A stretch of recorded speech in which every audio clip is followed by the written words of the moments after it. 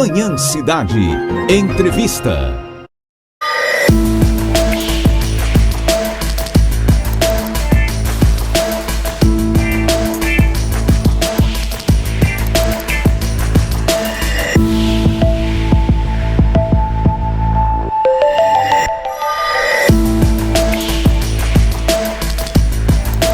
Bom, nós damos sequência à nossa série de entrevistas especiais neste mês de dezembro. Hoje recebemos o deputado estadual Coronel Alberto Feitosa, do PL.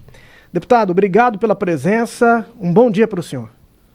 Obrigado a vocês pelo convite. Bom dia a você, Vitor. Bom dia a todos aqueles que nos ouvem agora na Rádio Cidade FM 99.7. É isso, deputado. Muito obrigado. Deputado, temos que abrir a entrevista com essa informação de última hora a respeito de uma operação da Polícia Federal que tem como alvos deputados federais do partido do senhor, o PL, um deles o líder do PL na Câmara Federal, Sóstenes Cavalcante, e o Carlos Jordi. Quais informações o senhor tem do partido a respeito dessa operação? Já temos uma posição oficial dos deputados a respeito disso?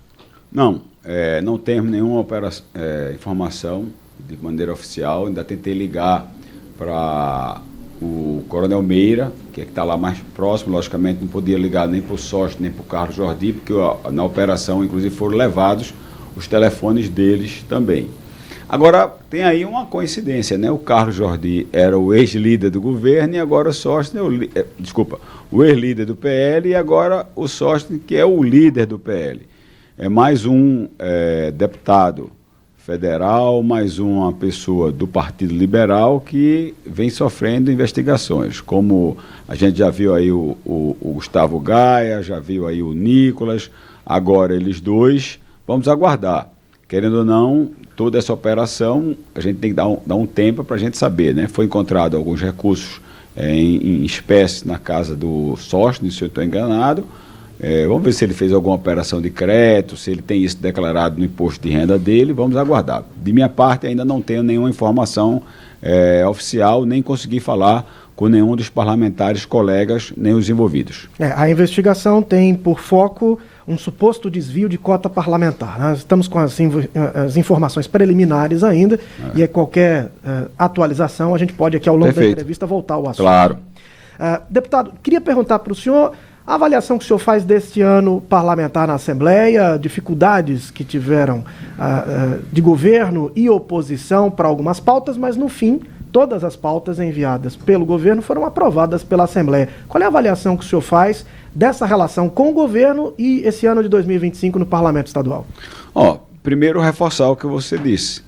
Todos os projetos enviados pelo governo, todos os projetos enviados pelo Tribunal de Justiça, pelo Tribunal de Contas, pelo Ministério Público e pela Defensoria Pública, foram todos eles, como também, aí não foram todos, mas os mais importantes de iniciativa da própria Casa, dos colegas deputados e deputadas, foram avaliados e aprovados.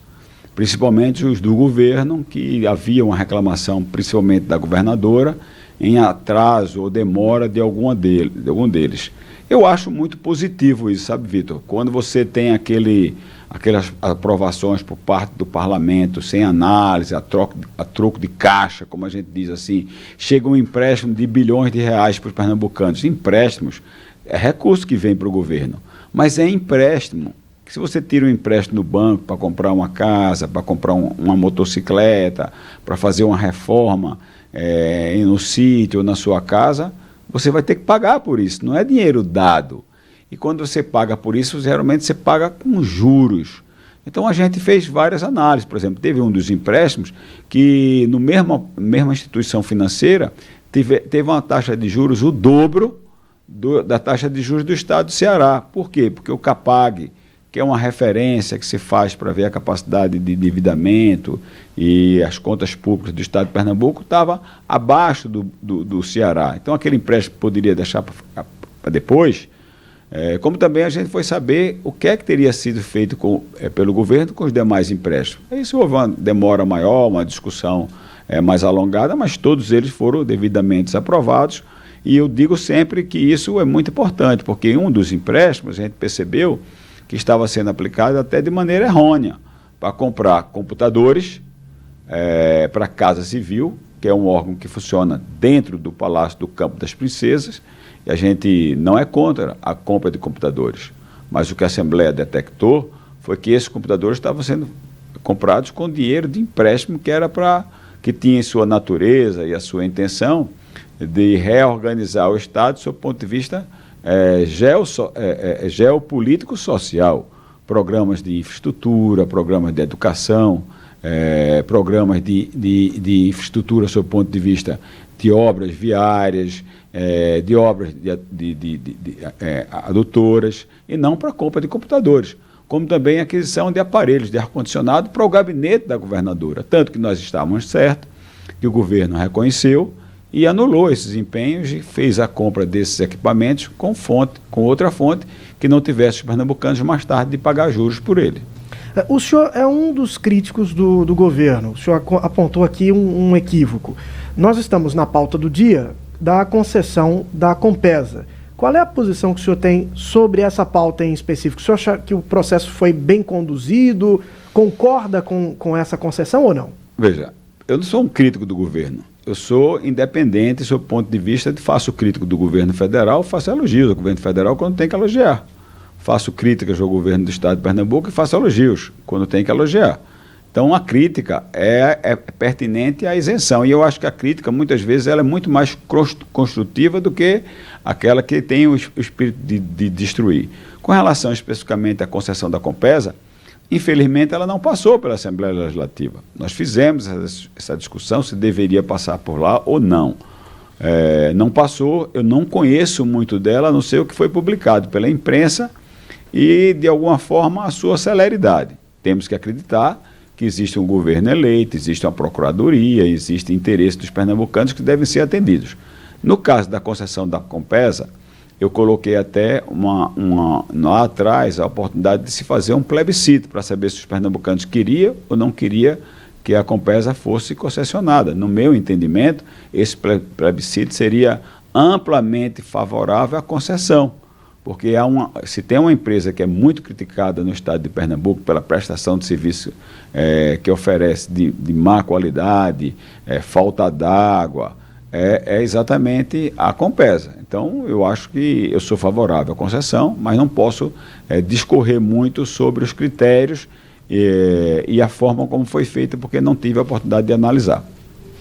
Bom, eu queria perguntar também para o senhor como é que o senhor avalia, em geral, o governo Raquel Lira e como que esse governo entra para o ano eleitoral. O senhor acredita que o governo entra para muitas entregas? Numa análise eleitoral, o senhor acha que vai ser competitiva a candidatura da governadora contra a candidatura do prefeito do Recife? As pesquisas mostram ampla vantagem para o prefeito do Recife como pré-candidato. Olha, eu acho que vai ser muito competitiva. Não dá para subestimar um governo, uma governadora, um candidato que está sentado na cadeira de governador que vai concorrer à reeleição. Pernambuco reelegeu todos os seus governadores. Agora, na verdade, hoje as pesquisas mostram a vantagem do João Campos, que também é prefeito da capital pernambucana, que foi reeleito com a margem de votos, quase 78% dos votos, que também é um forte concorrente. Então eu digo que será um clássico.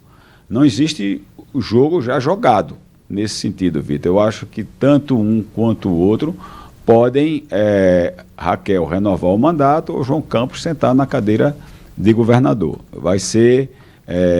em Pernambuco as eleições serão animadas. Acho também que se resolverá no segundo turno se o meu partido, que é o Partido Liberal, que tem o maior tempo de televisão, que tem o maior fundo partidário, analisar que também não cabe a gente entrar nesse jogo depois agora de ter já sido iniciada uma campanha desde o dia que Raquel tomou posse, né? Então nunca se desfez os palanques aqui no estado de Pernambuco para governador.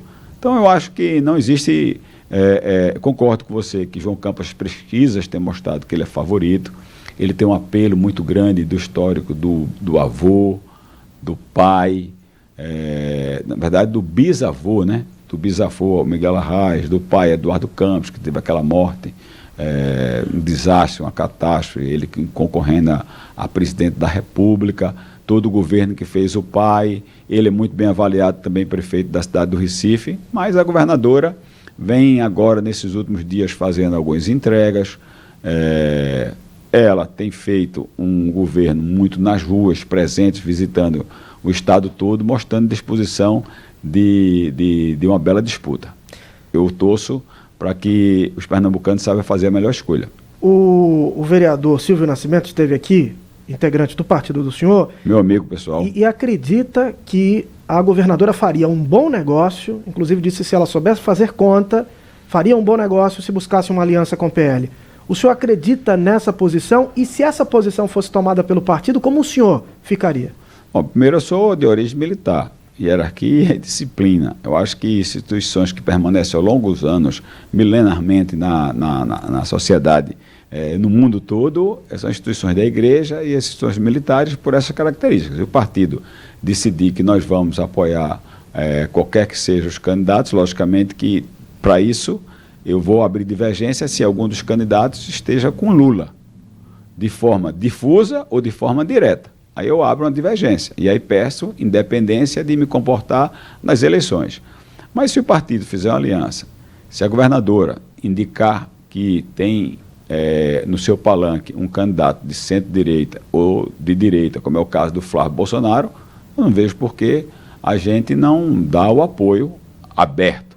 Se não houver essa declaração por parte da governadora, eu vou pedir, como eu já disse ao partido, para que também eu possa me posicionar de forma mais reservada em algumas questões. Mas concordo com o Silvio Nascimento que, tendo inclusive uma votação, como sempre tivemos em todas as eleições, Bolsonaro agora nas últimas eleições teve quase 40% dos votos dos pernambucanos. Uma candidatura foi muito forte. Perdeu as eleições em todo o Brasil por 0,8% dos votos, menos de 2 milhões de eleitores. Ou seja, e o candidato Flávio Bolsonaro é um candidato mais de centro, mais equilibrado, mas é Bolsonaro. Então tem muita coisa também para se discutir a nível de eleições estaduais, com repercussão e vice-versa da candidatura de nível federal. Deputado, o PL poderia ter uma candidatura ao governo do estado? O senhor tem essa pretensão, um dia disputar o governo? Não, eu tenho uma pretensão de um dia ser até presidente da República. Todo cara que está no jogo quer um dia exercer todo o cargo, não de forma assim lunática, né? Nem querendo aqui colocar que eu sou candidato a uma coisa que não tenha de fato lastro para isso. Mas eu imagino que nós temos sim condições de lançar um candidato a governador. Nós temos o maior partido, com maior tempo de televisão, maior fundo partidário. Temos um forte candidato que já aparece tecnicamente empatado, em 15 dias de lançada a candidatura, já aparece tecnicamente empatado com o atual presidente da República, está numa situação melhor do que a Raquel está para João. Então, se Raquel, eu disse agora há pouco que Raquel podia vencer as eleições, mesmo tendo uma ampla vantagem de João nas pesquisas, imagina estando tecnicamente empatado, com o Brasil se desdobrando em altas taxas de juros. Estamos aí com a Selic há quase 90 dias na casa dos 15%, é a maior Selic, a maior taxa de juros do Banco Central mantendo nos últimos 20 anos. Todo mês se aprovam novos impostos contra os brasileiros. Agora mesmo foi comemorado, inclusive pelo líder do PT na Câmara, o Lindenberg, mais uma taxação, agora pegando quem faz serviço de prestação de entrega por celular, né? Então é um governo tributador, envolto cada vez mais com o próprio DNA do presidente em escândalos de corrupção, como esse do INSS, que é o maior absurdo, que pegou idosos, velhinhos aposentados, pessoas que estão no BPC por deficiência, né? Que começou na casa de unidade de bilhão, 9 bilhões, depois foi para 20 bilhões, hoje já se fala em mais de 100 bilhões, onde está o vice-líder do governo no Senado envolvido, e onde está o DNA do próprio presidente, né? Com o irmão, o Frei Chico, que é do SINAP, que é o sindicato que participava, inclusive, dessas reuniões dentro do próprio ministério. E lá foi encontrado grande quantidade de dinheiro em espécie também dentro do sindicato, como a Nora, onde a Polícia Federal foi lá, se deparou na casa da Nora de Lula, na casa dos netos de Lula, se deparou com o próprio filho de Lula lá, fica até rimando, né? Filho de Lula lá, mas o filho de Lula estava lá. Como também agora a declaração de que o Careca dava uma mesada de R$300 mil por mês. Imagine você sabe quanto é que você tem que fazer esforço para ganhar R$300 mil, mas você ganhar uma mesada sem fazer nada do Careca do INSS todo mês por ser filho do Lula. Então está o Lulinha, o cara que tem o nome do presidente da República envolvido em tudo isso. Então isso tudo vai vir à tona. Essa é uma eleição que promete e promete muito. Porque eu acho que os brasileiros hoje já sentem saudades do que tinha no passado, do governo do presidente Bolsonaro, mesmo enfrentando a pandemia. Veja como você, que é comerciante, veja você, que recebia a média de R$190 do Bolsa Família, passou a receber 600. Veja você, como você vivia e como você vive hoje. Deputado, como nós tínhamos aberto aqui a entrevista, né, o assunto do momento é a operação da Polícia Federal, que tem por alvos 2 deputados federais do partido do senhor, PL, o líder do partido, Sóstenes Cavalcante, e o Carlos Jordi. E temos aqui uma atualização, o senhor falou sobre o dinheiro encontrado, e temos aqui a cifra fechada, R$400 mil no flat do deputado, e foi encontrado dentro de um saco preto, num armário, nesse flat do deputado Sóstenes Cavalcante. Qual o impacto que o senhor acredita que tem essa informação para a atuação parlamentar do partido, sobretudo nesse ambiente em que se discute, por exemplo, a dosimetria que foi aprovada, mas que provavelmente vai ser vetada pelo presidente e vai voltar ao Congresso Nacional? Veja, eu não tenho nenhuma dificuldade de fazer o juízo de valor na hora que eu tiver as informações. Eu já tinha falado que tinha sido, não é R$400 mil redondo, é 430 e poucos mil reais, se eu não estou enganado, esse valor já tinha sido divulgado. É preciso saber, de fato, ouvir o Sóstenes dizer se ele tem a origem desse dinheiro, se esse dinheiro está declarado no imposto de renda dele, se ele fez alguma operação de crédito, se ele fez a venda de algum patrimônio. Então é preciso a gente, nesse momento, eu tenho absoluta certeza que não é normal você ter em seu apartamento uma quantia dessa de recursos em espécie, mas vamos ouvi-lo. E aí, depois de ouvi-lo, depois dele se manifestar, o advogado dele se manifestar, a gente pode fazer qualquer juízo de valor. Nesse momento, da mesma forma como vocês que estão em casa aí, que estão assistindo, de onde estiverem, como também o Vitor, nos causa surpresa, não só pela quantidade, mas também da forma de estar em espécie. Com relação ao saco preto, isso aí, se fosse no saco preto ou um saco dourado, isso aí, na verdade, né? E qual foi a origem desse dinheiro e para que esse dinheiro seria utilizado? Então isso a gente tem que, eu preferiria nesse momento, para não cometer nenhuma injustiça, eu falo tudo, mas falo com consistência, embasado em informações. Eu falo de política, eu falo de qualquer coisa. Então nesse caso aí, eu estou, assim como todos vocês, estou ansioso para saber, de fato, o que é que houve, o que é que vai ser dado como justificativa para esse dinheiro.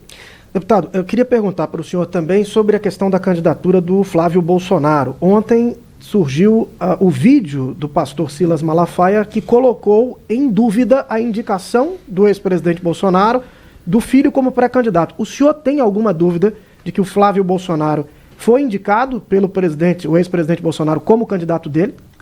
Olha, eu respeito muito o pastor Silas Malafaia, é uma pessoa que eu converso, já tivemos várias oportunidades, sempre quando tinha aqueles movimentos organizados por ele, que a gente agradece muito, no Rio, em São Paulo, a gente sempre sentava antes um pouco para tomar uma água, tomar um café, ou então jantar na noite anterior. O Silas é uma pessoa que contribui muito com todos nós que temos a pauta conservadora. O Silas é uma pessoa muito importante, inclusive, do seu ponto de vista espiritual, conversava muito com o presidente Bolsonaro e tinha também as suas percepções políticas e passava com muita franqueza o presidente Bolsonaro. Nesse episódio aí eu não tenho nenhuma dúvida. Eu não tenho nenhuma dúvida, inclusive, porque o próprio governador Tarcísio já tinha dito que não queria ser candidato a presidente. Eu não tenho nenhuma dúvida, porque pessoas muito próximas ao presidente Bolsonaro, a qual eu tenho relações pessoais, do escritório do presidente, familiares do presidente, contaram inclusive a forma como o presidente disse que o Flávio seria candidato. Vou contar aqui, Vitor. Disse que o presidente chegou para ele e disse: olha, chegou a hora, eu estou vendo que a perseguição desse golpe absurdo, inimaginário, me colocaram aqui por 20 e tantos anos, né? Não sei quando eu vou sair daqui, se saio daqui com vida, disse isso o presidente Bolsonaro, emocionado, fechou o punho, bateu no peito do Flávio e disse: o candidato é você, já que o Eduardo está fora, também não pode voltar para o Brasil, nem ele, nem a esposa, nem os filhos, os netos do presidente, então o candidato é você, você vai ganhar essa eleição, vamos em frente, você vai ser o presidente da República. Foi assim que o presidente Bolsonaro disse ao Flávio, e o Flávio, de maneira nenhuma, iria pregar. O senhor acha que é o candidato mais competitivo para a direita? O Flávio é o candidato mais competitivo? Veja, eu não tenho apenas como achar.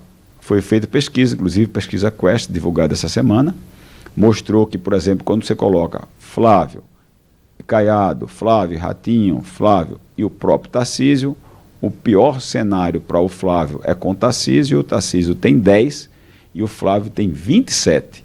E Lula continua na faixa dos 40. Quando você pega, somar 10 de Tarcísio com 27, a gente vai para 37. Lula com 40 é empate técnico.